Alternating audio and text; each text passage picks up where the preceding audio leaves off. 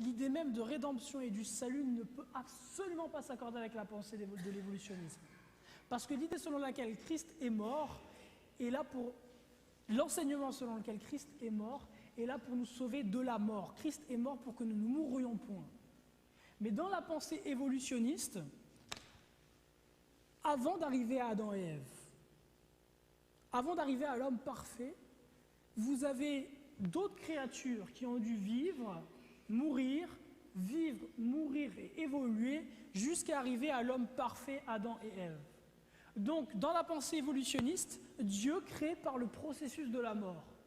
Si Dieu crée par le processus de la mort, pour quelle raison il enverrait son Fils mourir pour empêcher que nous mourions? Est-ce que ça fait du... Vous me suivez? C'est juste totalement illogique. C'est totalement illogique. Dieu a créé en 6 jours littéraux. C'est pour ça qu'il est précisé, il y eut un soir, il y eut un matin. Il y eut un soir, il y eut un matin. 6 jours littéraux. Ce n'est pas des journées de 1000 ans ou de 10 000 ans, ce sont des jours qui sont littérales. Le texte de Genèse 1 est un texte historique. Et il est le fondement de la parole de Dieu. Le rejeter, c'est rejeter la souveraineté de Dieu.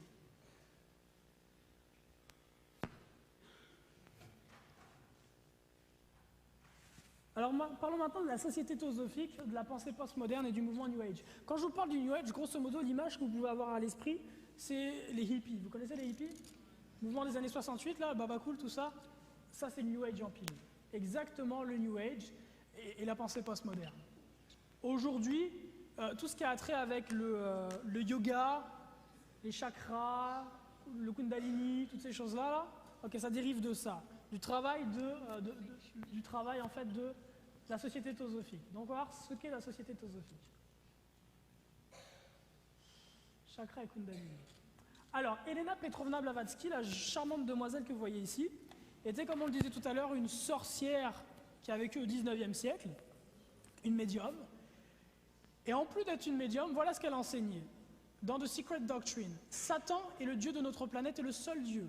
Ce symbole qui vit à jamais de son propre sacrifice pour l'indépendance intellectuelle de l'humanité.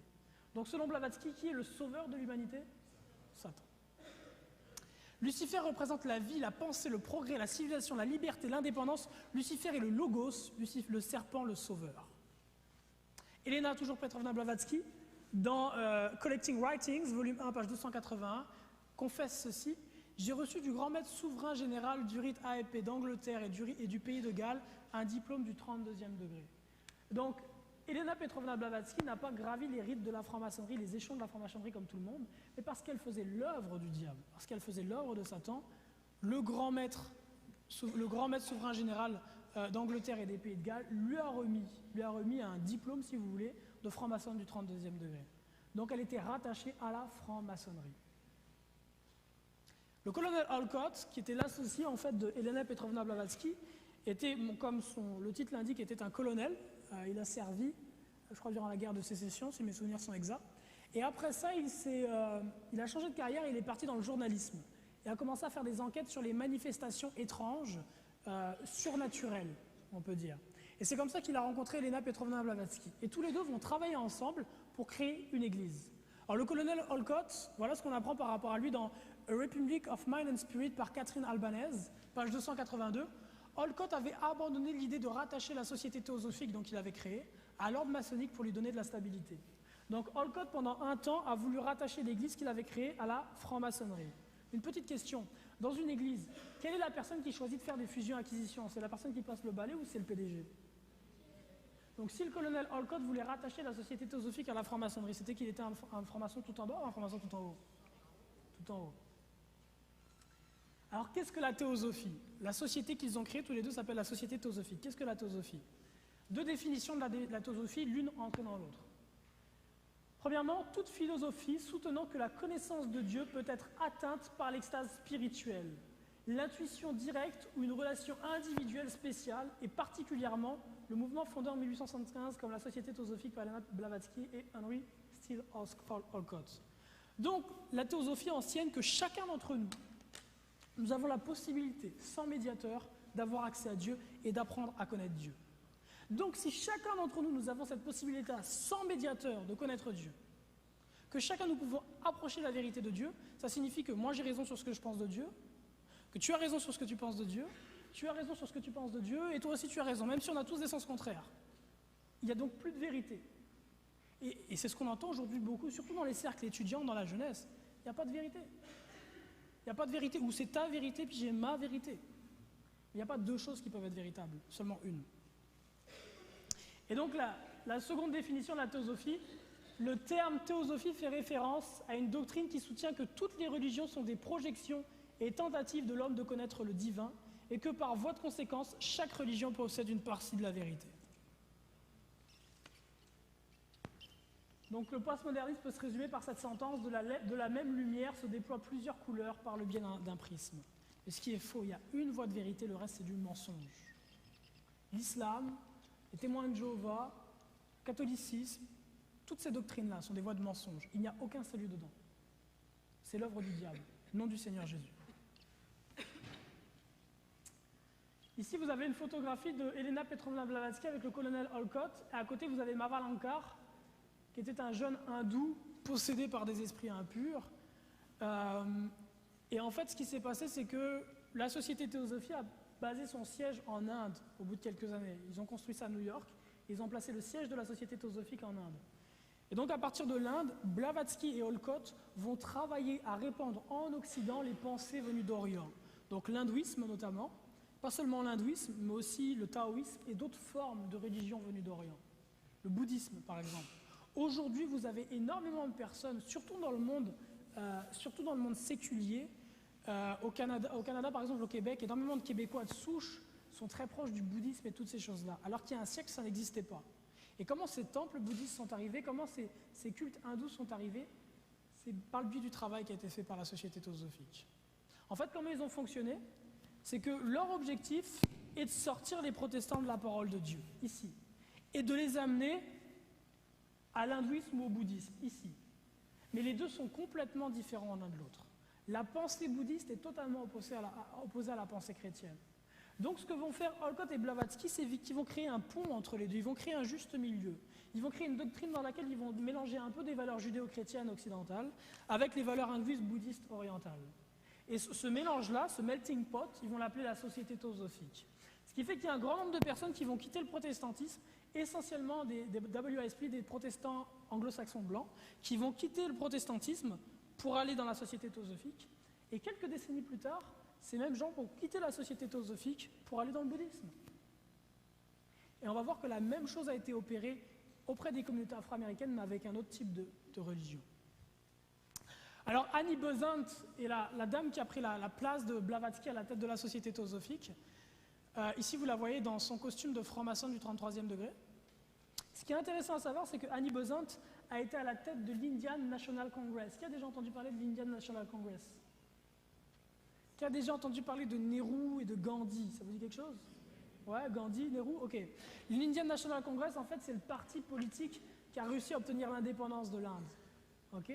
Et avant que Nehru dirige ce parti-là, c'était Annie Besant qui le dirigeait.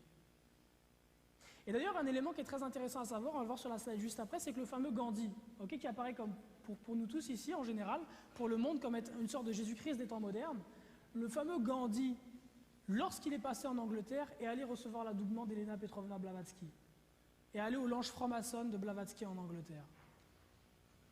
Vous voyez, ces personnages qu'on vous présente comme des figures révolutionnaires, des figures qui ont lutté pour la justice et pour le droit des hommes, en réalité, ne servaient absolument pas Dieu. Ni Gandhi, ni Malcolm X, ni Che Guevara. Ces hommes-là étaient au service du mal. Et sont là présentement pour remplacer dans votre pensée le personnage qui devrait avoir la place du révolutionnaire intemporel, de celui qui a donné sa vie pour l'humanité, à savoir Jésus-Christ.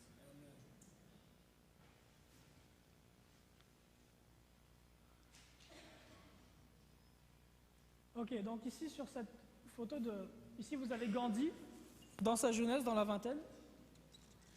Dans un livre écrit par Charles Freer Andrews, sur le Mahatma Gandhi, voilà ce qu'on peut lire.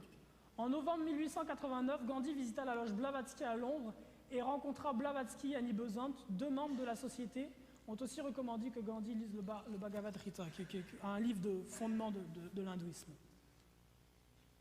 Alors, Alice Ann Bailey va être une des disciples de la société théosophique et va la première parler d'une expression qui aujourd'hui est très répandue, qui est l'expression New Age.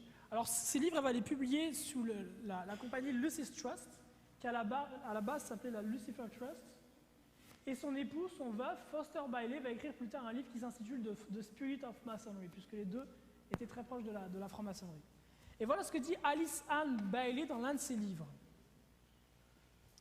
Je me consacre à nouveau au service de celui qui vient, The Coming One, et je ferai tout ce que je peux pour préparer l'esprit et le cœur des hommes à cet événement. Je n'ai pas d'autre intention dans la vie.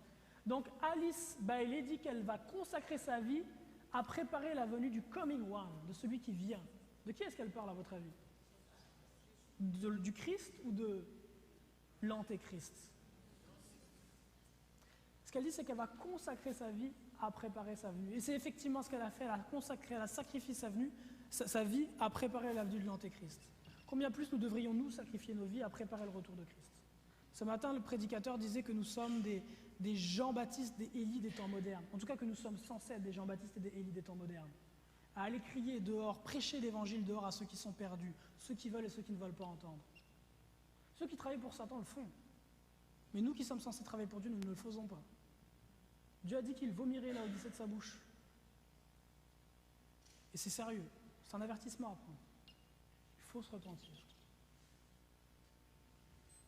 Dans Running God's Plan, Foster Bailey, le veuf de Alice Ann Bailey, dit ceci: il y a eu une tentative de commencer par unir les peuples vivant dans la vallée du Rhin. Cette tentative fut faite par un disciple mais n'aboutit pas. Actuellement, une autre tentative est en cours. De quel disciple il parle? Donc, un contemporain de Alice Ann Bailey et de Foster Bailey. De quel disciple il parle qui a essayé au XXe siècle de réunir les peuples de la vallée du Rhin? Adolf Hitler. Adolf Hitler, qui était membre d'un groupe Illuminati qui s'appelait le groupe de Thulé, et dans lequel le livre à la base de l'enseignement était les Secret Doctrines de Blavatsky. Et ensuite, il dit actuellement une autre tentative est en cours. En 72, il dit ça. De quelle tentative il parle? L'Europe. L'Europe.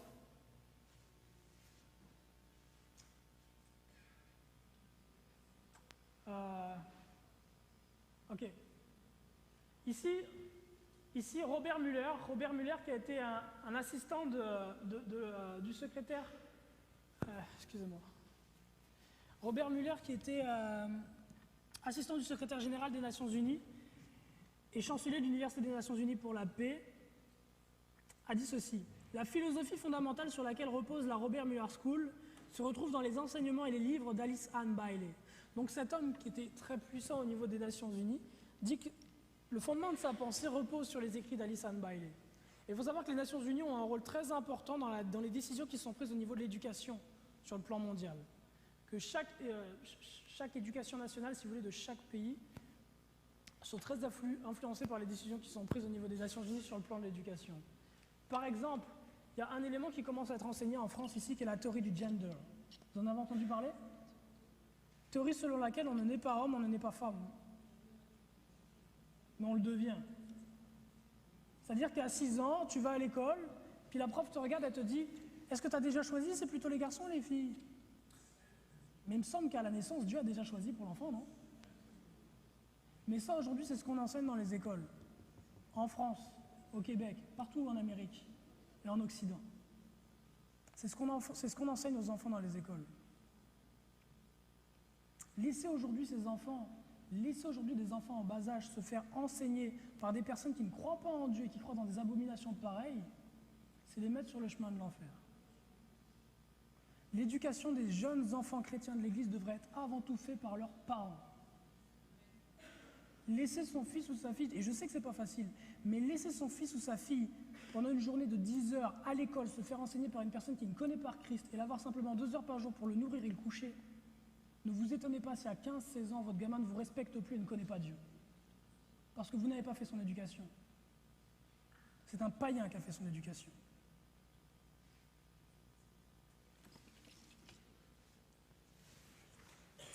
Le magazine qui est ici s'intitule The New Age. C'est le magazine de la... En fait, c'était le magazine des souverains grands inspecteurs généraux d'Amérique du Nord, donc du Conseil des francs-maçons de 33e degré. Ce magazine s'intitulait New Age, comme le mouvement créé par Alice Ann Bailey et puis Blavatsky et les autres.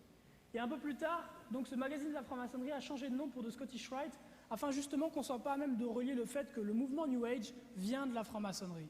L'une des plus grandes prophétesses aujourd'hui du New Age s'appelle... Quel est le nom de la présentatrice qui fait le plus d'argent sur cette terre? Présentatrice télé? Oprah Winfrey. Oprah Winfrey, la plus grande prophétesse du mouvement New Age à l'heure actuelle sur cette terre. Une femme qui a vendu son âme au diable, qui a consacré sa vie, qui consacre sa vie à servir les plans de Lucifer. Il y a un homme qui s'appelle un grand écrivain New Age qui s'appelle Eckhart Tolle et qui a écrit un livre dans lequel justement il parle de cette nouvelle ère qui pourrait arriver. Et elle a consacré toute une émission de télévision et une série d'émissions sur Internet à faire la publicité de ce livre-là à New Earth. Et elle passe son temps par ces émissions de télévision à propager des fausses doctrines de perdition. Et malheureusement, beaucoup de personnes la suivent, et essentiellement, des jeunes femmes qui vivent dans les églises chrétiennes et qui suivent ce mouvement de pensée-là. Donc là, vous avez Oprah Winfrey, là, avec Eckhart Tolle, qui est un faux prophète. Vous avez aussi Paulo Coelho. Vous connaissez Paulo Coelho? L'alchimiste très connu. Paulo Coelho est aussi il est reconnu pour être un catholique fervent, en tout cas revenu au catholicisme. Et Paulo Coelho est aussi un grand adepte du mouvement New Age. Il a écrit un livre qui s'intitule L'alchimie. Voilà ce qu'est l'alchimie en réalité. L'alchimie, vous le savez certainement, c'est essayer d'obtenir la pierre philosophale. C'est de faire de l'or à partir du plomb. Et ça, c'est ce qu'on vous a enseigné. Mais concrètement, de quoi il est question derrière ces symboles? Parce que le plomb, l'or, tout ça, ce sont des symboles. De quoi il est question? L'alchimie assimile Lucifer au diable, non sous la forme populaire et maléfique, mais au contraire sous sa forme rédemptrice. Il représente la pierre brute, matière initiale de l'œuvre, qui sous son aspect vil et repoussant, n'en demeure pas moins le pilier de toute l'œuvre, car recelant en son sein la lumière à suivre, l'étoile que suivirent les mages pour parvenir à l'enfant philosophal. Donc l'alchimie, l'essence de l'alchimie, c'est quoi? C'est de créer cet enfant philosophal, cet antéchrist. Et on verra qu'Aleister Crowley, par exemple, a essayé de faire ça. Alors parmi les personnages du mouvement New Age, on a John Roberts, Dan Rudyard, Deepak Chopra, Eckhart Tolle, Neil Donald Walsh, qui a fait un livre qui est très connu qui s'appelle Conversation avec Dieu. Tous ces hommes-là sont des faux prophètes. Le nouvel âge. Donc le mouvement New Age clame le fait que nous allons bientôt arriver dans un nouvel âge. Nous allons bientôt arriver dans l'âge du Verseau, je crois. Nous étions dans l'âge du Poisson. Ouais. Voilà, c'est ça. Nous allons bientôt arriver dans l'ère du Verseau, l'ère d'Aquarius, qui est le 11e signe du zodiaque et qui est supposé être une période de paix. Donc ce qu'enseignent les partisans du mouvement New Age, c'est qu'il va y arriver un moment, bientôt, où les êtres humains sur la Terre entière vont se concerter ensemble et vont se rendre compte du mal qu'ils se font et du mal qu'ils font à la Terre. Il va y avoir une sorte de conscientisation générale. Et que les hommes tous ensemble vont choisir de faire la paix les uns avec les autres et qu'on va arriver à une ère de paix. Voilà ce que dit la parole de Dieu à propos de ces mensonges. Dans 1 Thessaloniciens 5, verset 2. Car vous savez vous-même parfaitement, quand le jour du Seigneur vient comme un voleur dans la nuit, quand ils diront paix et sûreté, alors une subite destruction viendra sur eux comme les douleurs sur celle qui est enceinte. Et ils n'échapperont point. Mais vous, frères, vous n'êtes pas dans les ténèbres, en sorte que le jour vous surprenne comme un voleur. La Bible dit clairement qu'il va y arriver un moment où les hommes clameront d'avoir la paix et sûreté sur la terre. Et elle dit qu'à ce moment-là, la fin des temps viendra. Et le retour du Christ poindra. Pierre Teilhard de Chardin était un jésuite qui est à l'origine d'un mouvement de pensée dont je vous ai parlé tout à l'heure, qui est le christianisme évolutionnisme. Donc c'est un jésuite qui a mis en accord la pensée chrétienne et l'évolutionnisme, alors que les deux se rejettent complètement. La pensée de Teilhard, la théorie de l'évolution de Charles Darwin, etc. Bon, je vais passer. Francisco Ribera. Pour certains d'entre vous, vous êtes peut-être en contact avec des frères et des sœurs qui sont d'autres dénominations. Et puis, en tout cas, personnellement, c'est mon point, je pense que c'est une bonne chose d'être en contact avec des frères et des sœurs d'autres dénominations. Ce sont des frères et des sœurs, même si on n'a pas toujours les mêmes points de vue sur certains éléments. Et si on prend par exemple les pentecôtistes enseignent le Secret Rapture, l'enlèvement secret. Vous en avez déjà entendu parler? Ok. Donc ils pensent qu'il y a un moment en fait où avant la tribulation, il y a une tribulation qui doit s'en venir sur terre. Et ce qu'enseignent les pentecôtistes, c'est qu'avant cette tribulation-là, ceux qui sont sauvés vont disparaître en un clin d'œil. Ok? Exactement. Mettons que deux personnes en fait soient dans la même pièce, l'une est sauvée, l'autre ne l'est pas. Celle qui est sauvée va disparaître, il restera simplement que ses habits. Et après viendra la tribulation. Cet enseignement-là est faux, c'est une fausse doctrine. Et cette fausse doctrine-là vient des jésuites qui ont commencé à l'introduire dans un livre intitulé In Sacrum Beati Ioannis Apostoli de Francisco Ribera, qui était un jésuite qui a vécu au XVIe siècle. Un peu plus tard, sous le nom de plume Juan Josafat Ben Ezra, Manuel de la Cunza de son vrai nom, a écrit la Benida del Messia. Et dans ce livre-là, il soutient aussi la thèse qui avait été défendue plus tôt par Francisco Ribera de l'enlèvement secret. Et un peu plus tard, au XIXe siècle, c'est une femme qui soi-disant sera inspirée, Margaret MacDonald, qui partagera à son tour cette fausse doctrine-là de l'enlèvement secret. Parlons de la scientologie. Qui connaît la scientologie? Ouais, vous en avez déjà entendu parler?